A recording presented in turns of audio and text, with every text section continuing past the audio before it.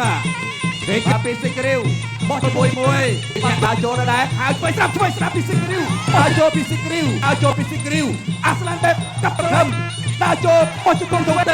ម្ចាស់មេដៃទៀតវាណែទៅទៀតគាត់ទៅពីចូលហើយឆ្វេងពីសិក្រីវអ្នកឆ្វេងទល់ពីសិក្រីវទៅហើយបោះជង្គង់ឆ្វេងពីសិក្រីវកែបត់ស្ដាំបន្តិចអ្នកបុយទេបោះជង្គង់ក្រោមពីសិក្រីវវាធំទឹកហើយ59គីឡូក្រាមពុនអ្នកលេខចិត្តអាសាជង្គង់ខាងឆ្វេងទាត់ជើងទៅរបស់អាស្លាន់តង់ទៅតង់មកវល់អាស្លាន់នៅតារាចូលដែរតង់មកវិញរបស់បុត្រព្យាយាមចាក់ចង់ក្រោមអត់បាយទេអាយ៉ូរបស់លោកឡានវាពូទីនដែរវាយដរិចលើខោលើម្ដាយតវិញរបស់សង្គមអាស្លាន់ចេញកាប់ចារបស់សង្គមដល់ហើយកន្លែងនេះមកដល់ដើមគឺដៃខាត់ទៅគាត់អាចយកទៅរុស្ស៊ីវិញ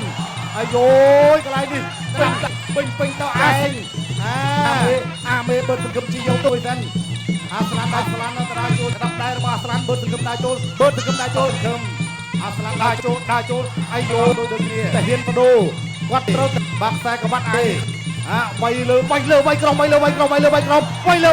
វាយលើវាយក្រោមរបស់អាស្លាន់អូដើរចូលរបស់អាស្លាន់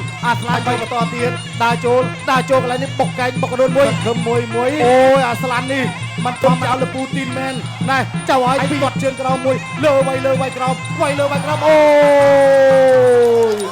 គួរញ៉ាំរាប់តែ7